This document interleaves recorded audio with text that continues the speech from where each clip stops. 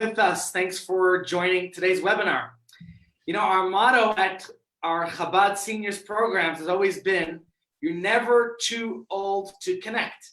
So whether it's connecting with your Judaism, as Rabbi Masinta mentioned, the Tehillims that one can receive, or connecting with your community, and we were able to help people connecting with their shuls in many different ways, connecting with their Yiddishkeit, connecting with your family. Our tech tutors at Chabad House have been able to help many seniors over the years in figuring out how to use technology in a great way.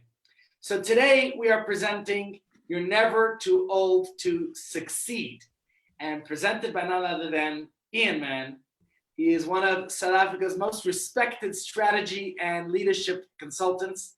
And Ian, I don't know if you remember when we met, it was about 18 years ago when you were teaching presentation skills to a bunch of fledgling rabbis in training, and I was one of them. Right. And you told us then, we were at the yeshiva then in Pretoria, that's right. And you told us you got to tell them what you're going to say, you need to say it, and then you need to tell them what you said. Yeah. So I can't wait for you to tell us what you're going to say, to tell it to us, and then tell us what you said. And thank you very much. I'm sure lots of people are going to have lots of questions, so I could recommend as we go along, so you don't forget what your question is, just to put it into the chat box below.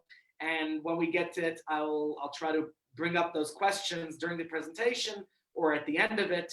And now, without further ado, let's turn over to Ian, please. Thank you. Thank you. I feel almost obliged to start off with a story. So here goes. There's an itinerant chazan, and he used to go to these small little villages. He had a magnificent voice. And one particular village he went to, where they were all very, very excited about seeing him. And certainly his reputation went before him. And on Friday afternoon, he says to the rabbi, he says, "Rabbi, may I ask you a favor, please?" The rabbi says, "Sure." He says, "Can you lend me $1,000? And the rabbi figured, look, he's an honorable man. I'm sure he said lend, he didn't say give. So I'm absolutely like $1 trillion rands, right? I'm sorry? That's like $1 trillion rands. So he said, it's yes. And he gave him a wad of notes, $1,000.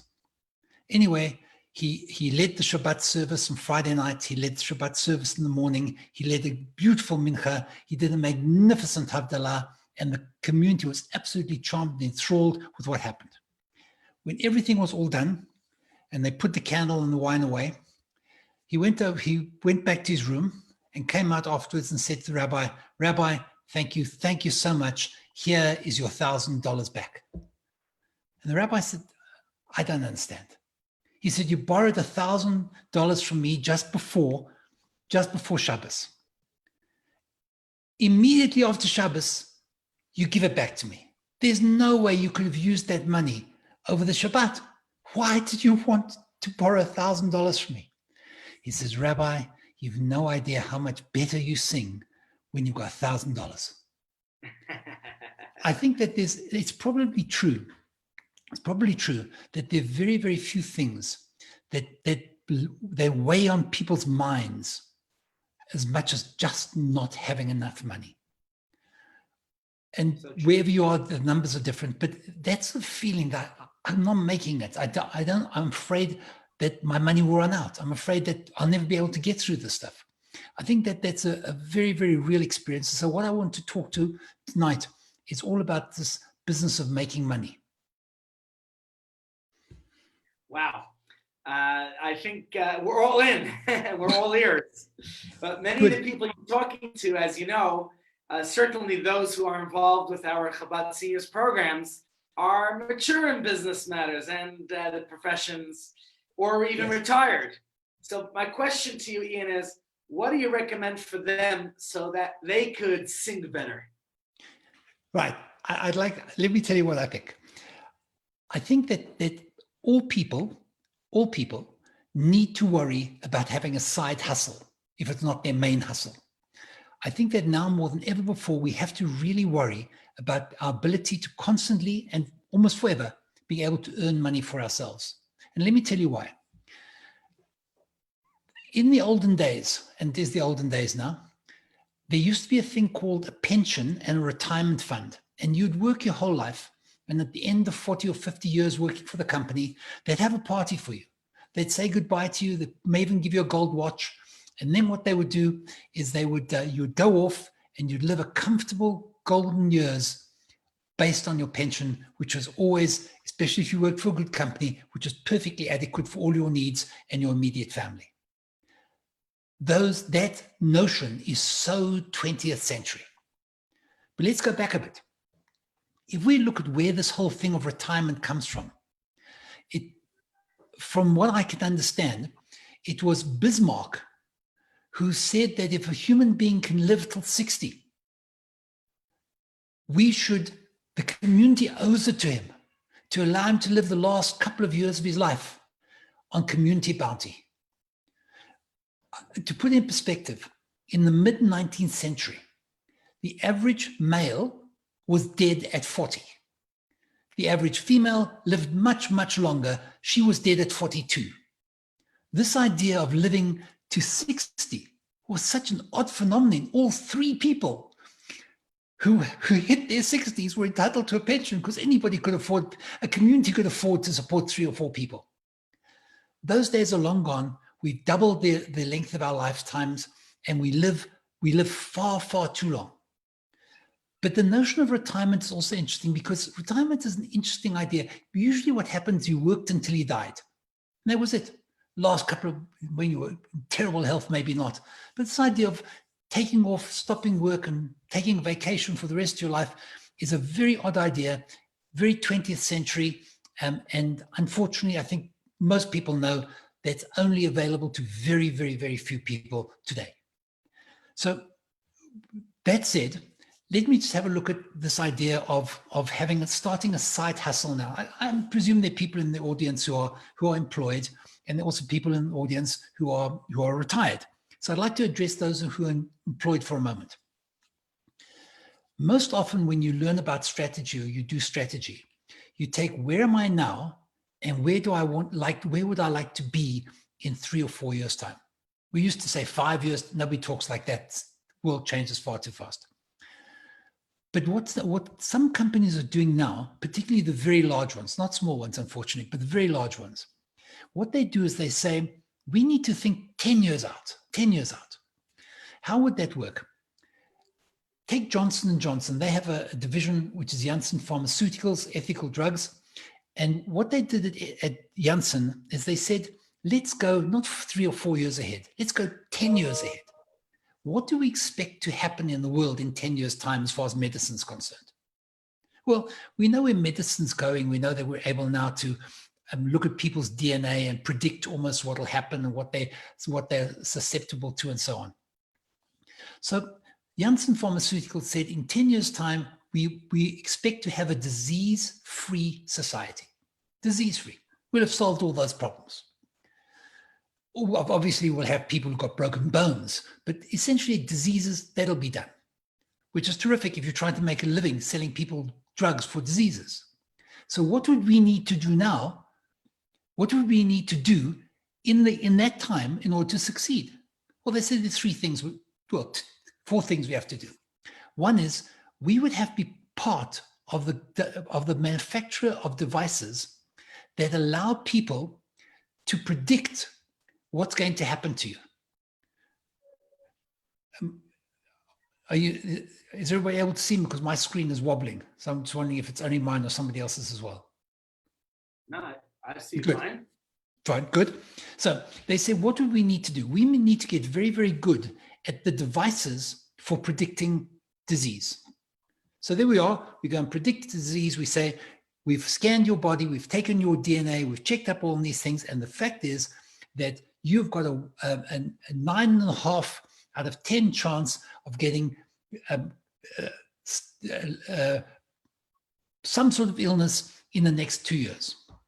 We predicted that using our device. Well, that doesn't help unless you can say, well, why don't you use our drugs to stop that disease even happening? So we predict, and then we give preemptive drugs. Very good. Wonderful, wonderful challenge. Problem is, why would anybody pay to be diagnosed for something that they don't have, but could get in the future? And why would somebody pay for drugs that'll prevent something that they don't have, and won't happen? So Janssen would realize that they have to worry about prediction. They have to worry about preemptive drugs. The third thing they have to do is they have to worry about how they can make this incredibly cheap. Otherwise, nobody will use it. Not only does it have to be incredibly cheap, but it would have to be made at scale. Otherwise, they can't make it cheaply. So they said, terrific. If that's what the world is going to be like in 10 years' time, what must we do today? What must I start doing today? So when 10 years' time comes, we will be in the forefront. We won't discover what we should be doing only because our nearest competitor is doing it already, or some startup is doing it already. So we need to worry about what you need to do today if you're already in business, you're already in the profession. What should you do today that'll help you for the future? Now, I think it's very worthwhile for us to clarify this problem of age. We generally presume that if somebody is going to start a new business, they're young. Young people start new businesses. The founder of Tesla, ex-South African, Elon Musk, was young. Microsoft co-founder Bill Gates was young. Facebook's founder Mark Zuckerberg was young. All of them were young. Maybe it's just young people who come up with the great ideas and come up with great stuff.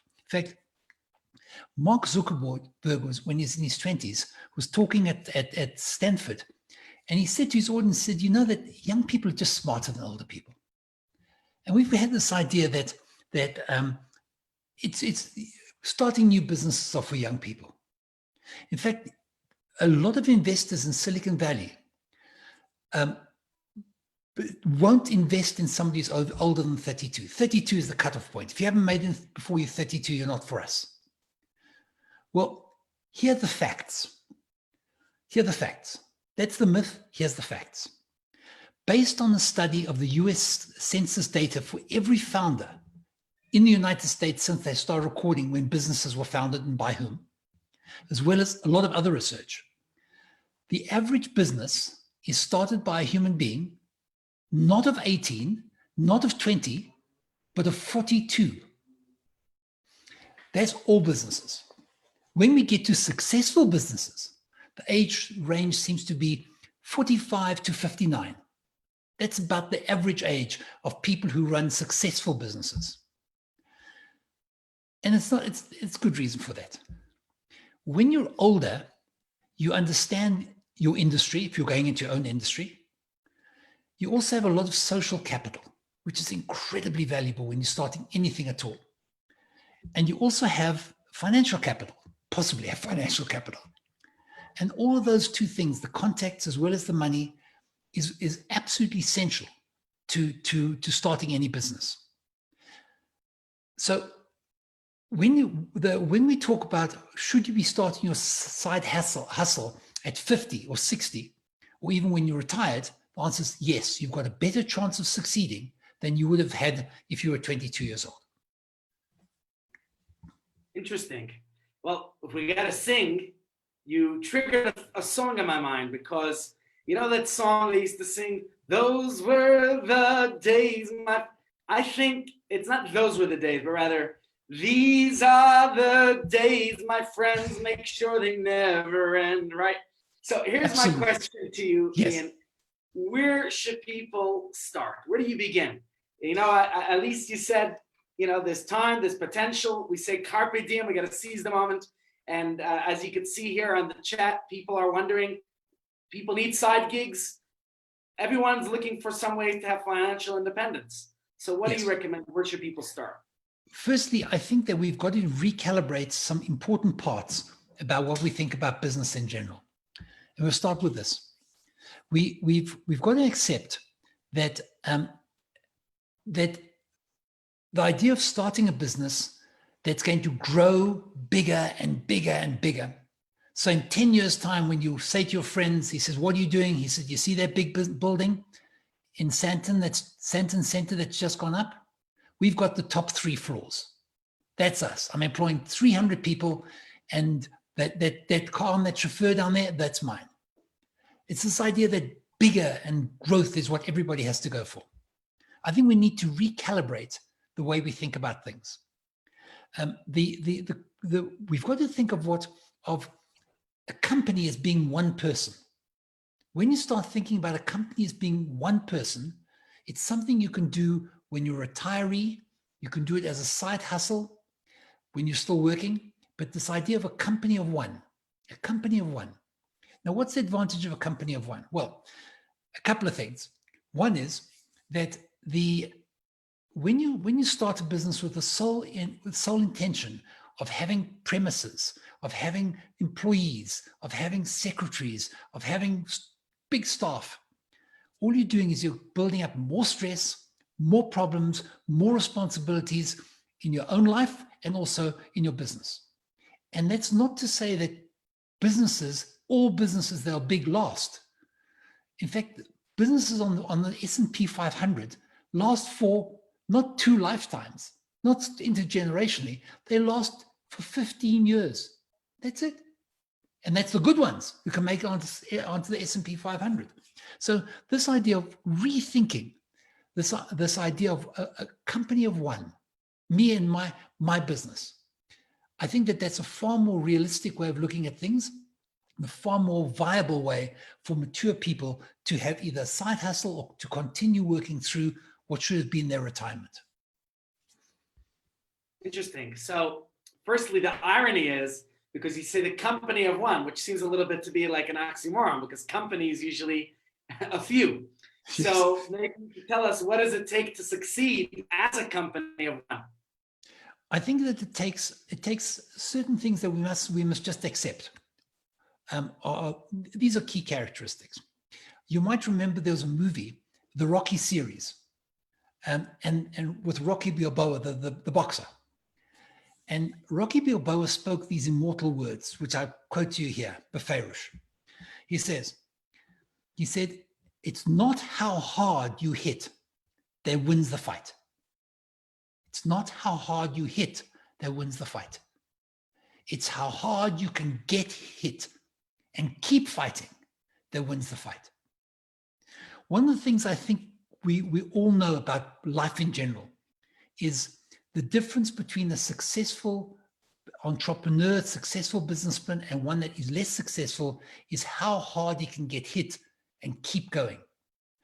People who build anything substantial, it's always because of that. When you're a company of one, it's a little more tricky because you don't have what other people might have, people to rely on.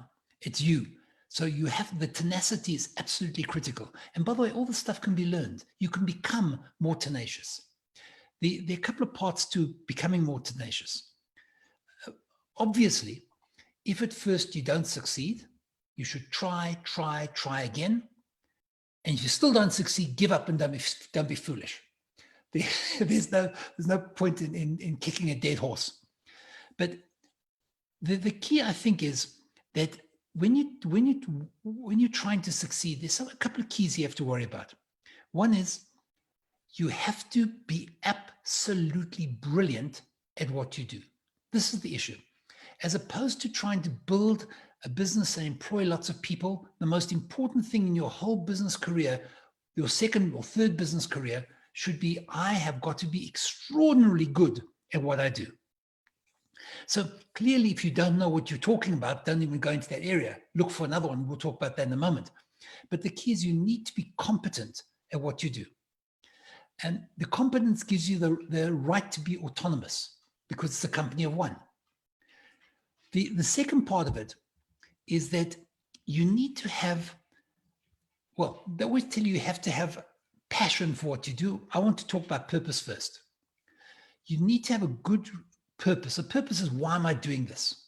The idea of your why wasn't invented by Simon Sinek. It was something that comes from philosophers a whole lot before that.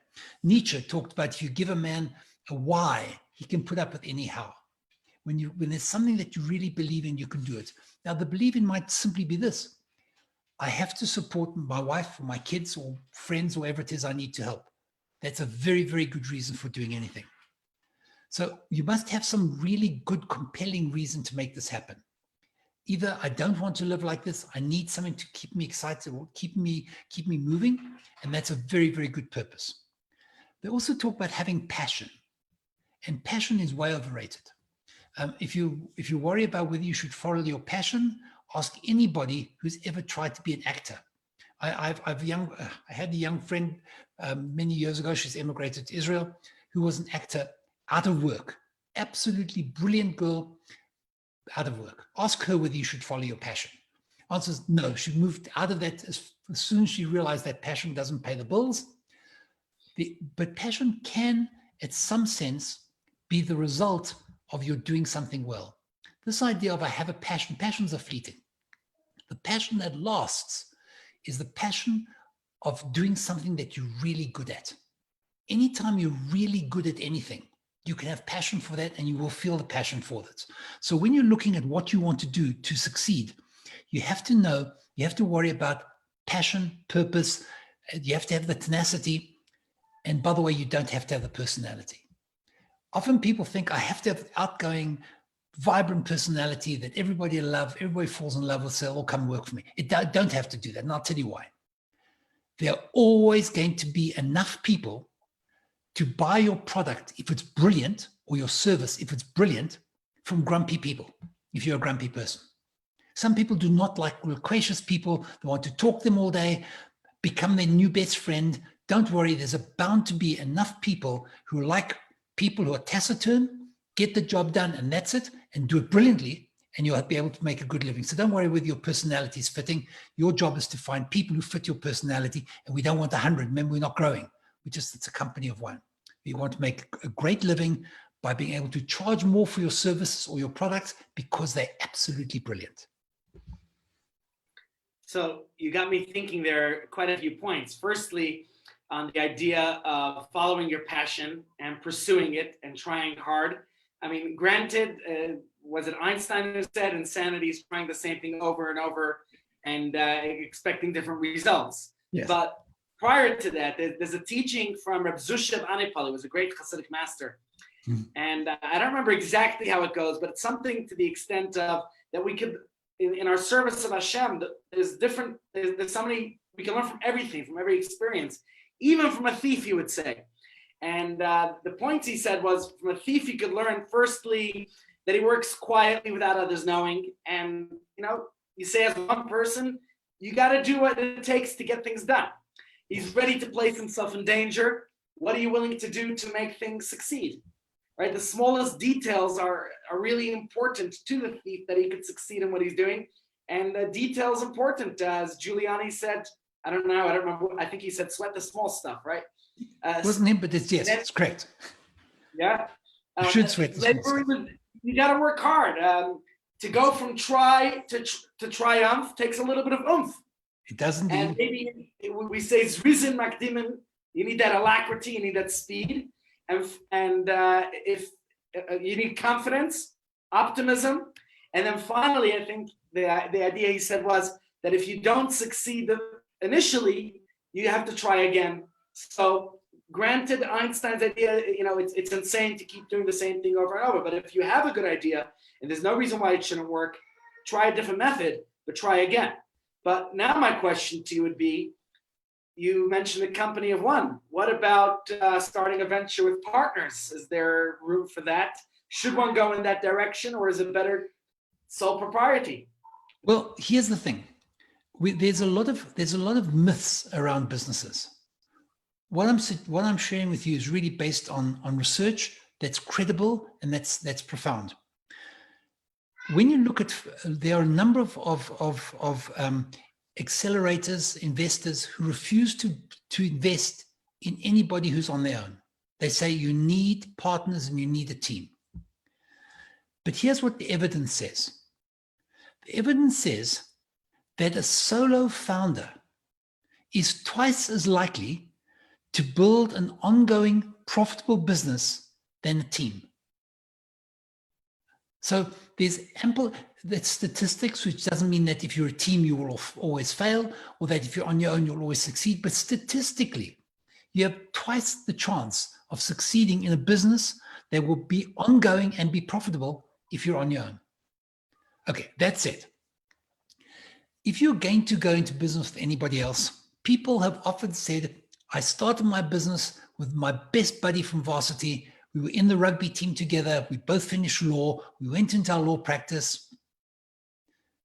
Who else? We bride together. We knew each other's wives. We were together. 5 years later, they don't talk to each other.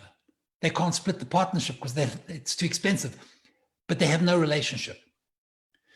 The interesting thing is this: getting into business with friends has the same statistical chances of success as getting into business with strangers, with one proviso. The best people, best friends to get into business with are people with whom you have worked before. You have to have worked with them before.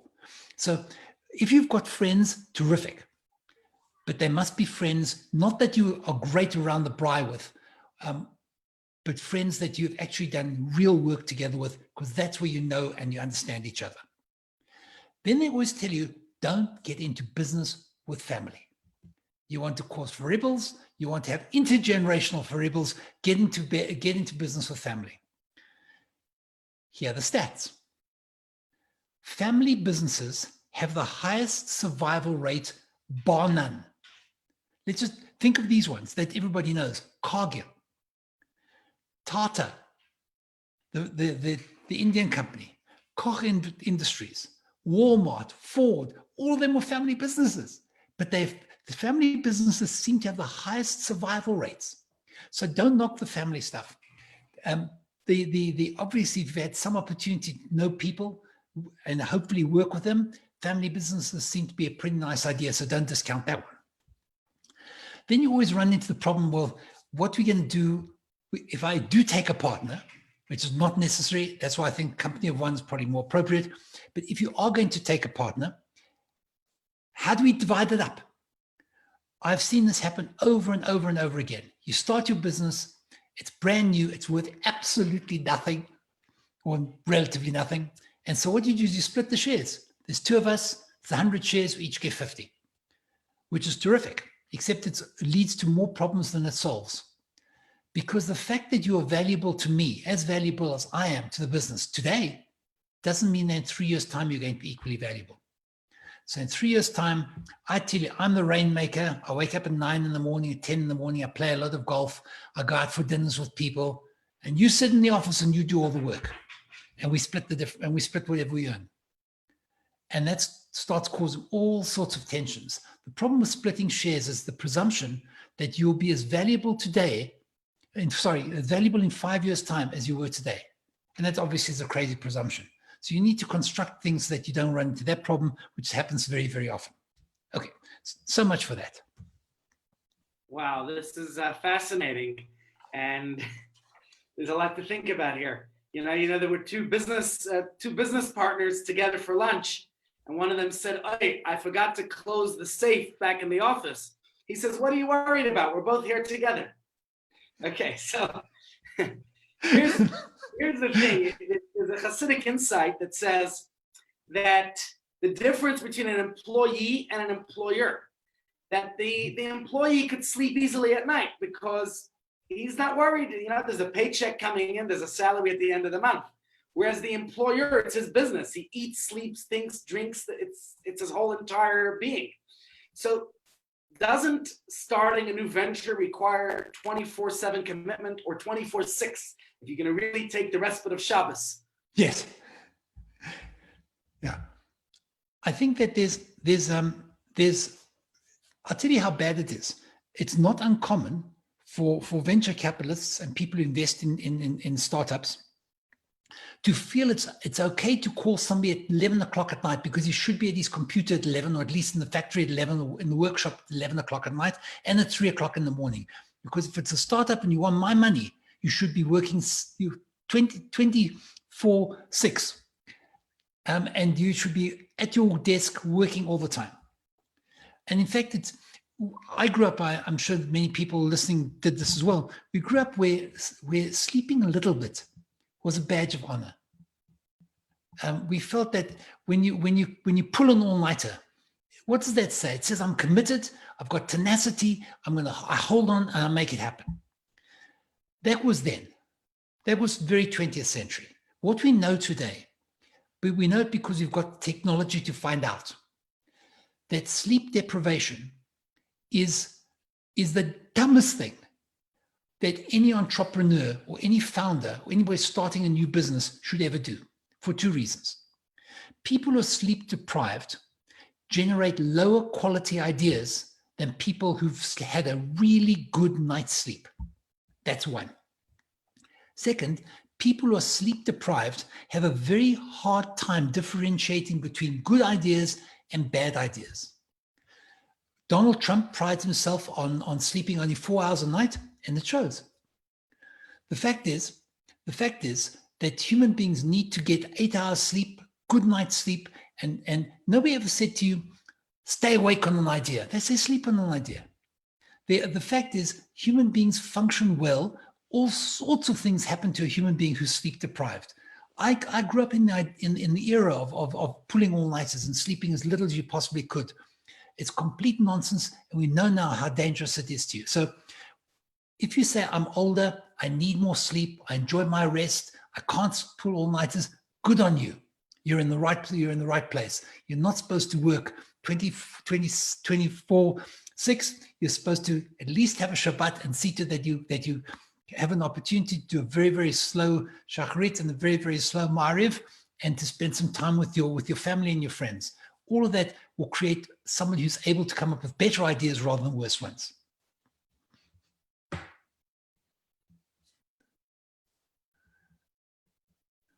Sorry about that. I guess that's personally very relevant. So my question then is, where do you get innovations from? This is an important point. I'll tell you why. Innovations are very, very much like little babies. Little babies are absolutely miraculous to parents and grandparents. My kids, they're wonderful children. What can I say? However, they're less obviously impressive to uninterested bystanders. Very often people get very excited about their own ideas. And it's a good idea to run through three major questions when you want to choose what it is you should be doing, and you'll see why. These three questions that you should ask yourself when you're looking at what you should be doing need to be done very slowly. It's not something you answer in the next 3 minutes. It's something that you answer in the next 3 weeks and interrogate and think about and talk to people about who you trust.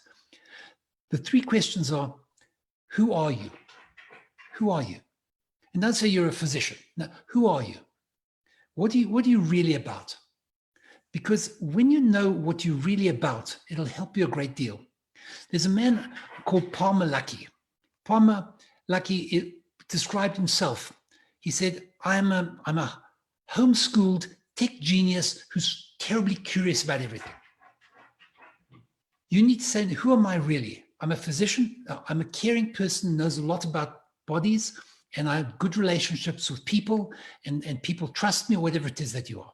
So find out what you really are as opposed to what your title is, something at a deeper level. The next thing you ask yourself, so that's question number one. Question number two is, what do you know? And what do you know that you know better than anybody else? Now, in Lucky Palmer's, I have to pick him because it's such a great example. He was somebody who knew how to make VR, virtual reality glasses, in a very unusual way, different to what anybody else was doing. So when virtual reality glasses started, they shot up like this, and then it seemed to have tumbled about as fast in terms of interest. He was much better than others at doing that. When we talk about what you're better at, I just want to give you one example. I have a friend who spoke to me about her career, and her career is coming to a point where it's with the virus, it's really going to disappear. And we went through this first question. So who are you? And what was absolutely clear is that she is meticulous in what she does. She's tenacious in what she does, and she's extraordinarily well organized. So he said, that's fine. Now we know who you are. What is it that you can do better than anybody else? She says, I can organize unorganized people's affairs better than anybody else could. Well, there's an immediate opportunity here, a business opportunity. What's the business opportunity? Business opportunity, say, look at the people that you know. That's the third question. Who do you know? Thinking of the people that you know, can you find 2 or 3 or 4 people who would be happy to drop a bit of money for somebody to come in there and sort out their affairs? If you had to say today, where is the lease on this? It would take them a couple of hours to find it, if they can find it at all. Where is this policy? Not sure. Is what's their lives they've all just been working. They haven't like pulled things together. In that ability to find people and to sort out their lives, there are many people who say, I would pay for that. And there's a possibility. So first thing is, who are you? Second thing is, what do you know about? What do you know better than anybody else? And the third part is, who do you know? Well, if you look at this guy called Palmer Luckey, he was a gamer. And he knew that all the gamers loved these VR, these virtual realities, to improve their games and to enhance the games. So he actually, amongst his friends, talked about how they all wanted the stuff. So he was able to raise $250,000 in order to make these glasses. It's a great deal of money even there for a startup. But he knew it was easy to get because people in his gaming fraternity were quite prepared to pay, were quite prepared to buy the glasses if they're available. End of the story is that Oculus Rift was bought by Facebook for $2.3 billion. So the key is to ask yourself, who are you really? And then what do you know, and you know better than other people? And then who do you know? And by using those 3 things pulled together, you can probably find something out. There's lots of ways in which people can find things to do that don't necessarily relate particularly to what they are. For example, I was once asked, what would a law firm do if nobody in the law firm knew law? Which is an interesting question. But the fact is, people said to me, you know how much of my time has got nothing to do with law? It's got to do with negotiation. So I was a great lawyer. Yeah, I know law, more or less, but my real skill is in negotiation with people, getting 2 parties to come to a decision about something and to stick to the decision because they both feel comfortable with it. So you got to look at what it is that you can do. If you can't find something that's brilliant, and I'll tell you why. There's a thing called a beautiful constraint. Let me tell you what this is. When you can't find an obvious answer to what you need to do, you're forced to think in unusual ways. And that's useful because a lot of research has indicated that paradoxically, you are more creative when you're stuck than when you're not stuck. If you're not stuck, you come up with obvious. Thinking about gaming again, the head of creative arts, which is a gaming, they make gaming, one of the better gaming companies. The head of the creative division he said that whenever he gives his people adequate money, adequate time, they come up with predictable sameness. He says, tell them that this has to be done in 3 weeks. They say, that's not possible. He says, by the way, and your team's been cut in half, and there's only half the budget. He says, they come up with really, really creative stuff. So the fact that you can't think of something, don't worry too much. A constraint is beautiful. And if you keep going with constraint, you'll come up with something that's really intelligent. The last part for what it's worth on this is that try and rigorously, scientifically experiment with whether it'll work. If you were having an experiment, you'd have an hypothesis based on some key assumptions. My hypothesis is there are lots of people in the world who are disorganized. I can test that, I can falsify it, I can do almost scientific investigation of that, based on which I can say, yes, I think there's a business here. And that's where I think this whole thing would start. Interesting. You used the metaphor of the shofar. You said that the sound only comes if you blow from the narrow part, then the sound comes out. And in fact, in the passages that we say when we blow the shofar, min hameitzar karasika, from a person who usually cries out of a sense of desperation, from a place of narrowness, and that's where the expansion comes. So oftentimes when a person reaches that place of desperateness, they're able to actually innovate and create and get innovative in that sense. So yes. We're going to wind it up here. Let me just ask one more question. What's what's the next step? What's the final step? What do you recommend? A lot of our participants are elderly and they would love to know. You've been very, very practical, and we've all been enjoying that, especially. So let's hear some closing thoughts from you before we go to the questions. Last thing is this. You don't have to come up with anything unique. If you come up with something brilliantly unique, like an iPad, don't worry. It took 11 months, maybe it was 10 months, after Steve Jobs had launched his iPad at the next National Tech Festival. There were about 80 lookalikes. Whatever you come up with, don't worry, somebody's going to come up with something exactly what you've done if you can make any money out of it. It's not important. What the most important thing is, you have not got to be the best that there is. You've got to be the favorite. So whatever you do, you've got to do it in such a way that it really, really pleases the person who's going to get that. There's an idea, and I'll end with this, otherwise I'll carry on too long, but there's an idea of the job to be done. Imagine that you want to find out what milkshakes will sell best. So you give taste tests to lots of people and see what. One of the professors, Christensen, suggested to a student who had that opportunity to do that piece of research, that he doesn't do that. He finds out who's drinking milkshakes and at least find out who you're talking to. What they discovered was that most milkshakes were sold before 9 o'clock in the morning. They said, you better investigate that. They started investigating it on this basis. They said, what is the job of a milkshake? What's the job of a milkshake? Well, they found out that the job of a milkshake was to give somebody something to do whilst they were on a long commute. They said, if you eat bananas, you feel full. If you have coffee, it's cold in 10 minutes.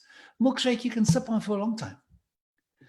Keep asking yourself, if I'm going to tidy somebody's affairs, for example, I'm going to give people advice on this. What is the job they really need from me? The real job.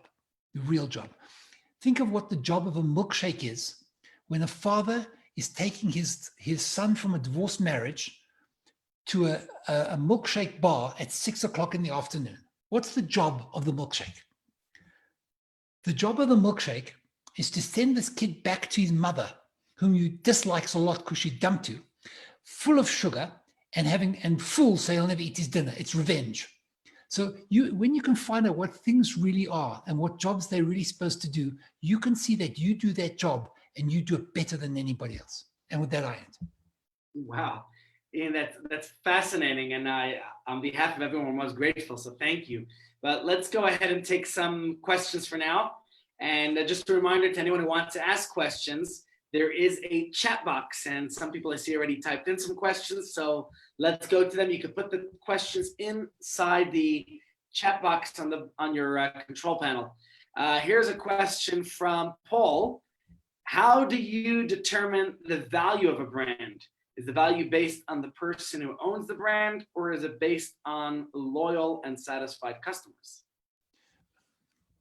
I don't think that brands have any relevance at all, except in their ability to satisfy the need of a customer.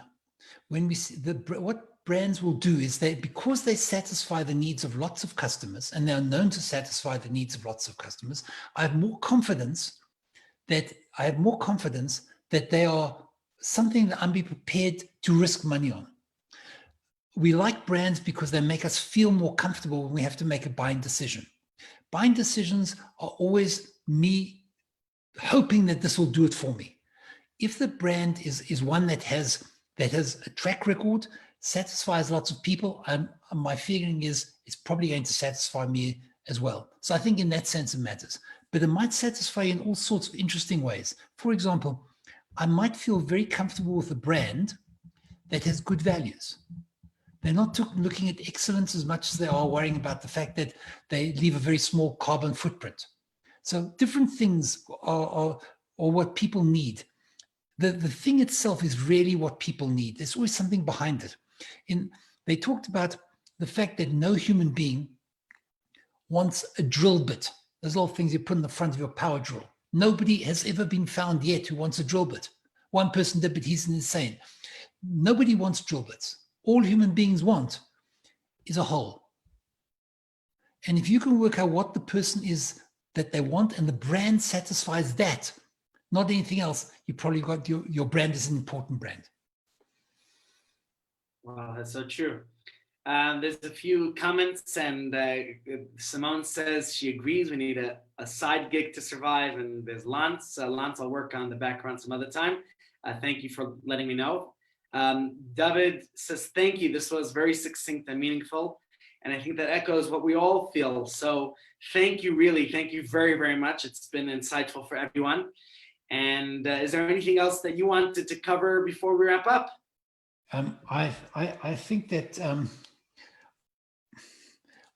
that's one last thing is that we need to accept that we have a third silent partner, and I think it would be a good piece of advice for anybody going into business to make use of speaking a lot to the third silent partner and pouring out your desires, your wishes, that the worst comes to worst, he's not listening and he could say no, but if you're lucky, he'll say yes. I think that partner is not so silent these days. It's giving us a little wake-up call that that the partner exists. There's another question that just came through from Marliza, and that is, what is the last kickstart step that we need to take in order to start? If you want to just quickly paraphrase that for Marliza. I think that the last step is there no leaping. It's small steps. Don't look for 40 clients. Look for one person who you'll satisfy, just one. And then that person's so satisfied they mentioned somebody else. Take a step. Just close your eyes and take a step, a small one. I think that's the last word I would say on that one. Great. Thank you, Ian. Thank you, everyone, for participating. We really appreciate you being here. And I just want to remind everyone to stay tuned for so many great, every evening, except for Shabbos, but Motzei Shabbos included, we have wonderful webinars here on the Chabad Zoom room. And every morning we have our senior series. We're currently learning the practices, observances, customs, and meaning of the prayers of Shabbos. And with next week, please God, we're going to be offering a great new series, which will be on exploring Yom Tov, knowing how to make Yom Tov meaningful at home. So I hope you'll all join us for that series, 10 o'clock in the morning, every morning in the Chabad Seniors Zoom room. And we have upcoming webinars about seniors as well. So stay tuned in the coming weeks on happiness before the new year with great speakers coming up, motivational speakers, and making amends before the year ends. So there's lots of great speakers coming up. And thank you all for joining us today. Looking forward to see you again next time. Thank you, Ian. Thank you, everyone. Good night. Good night.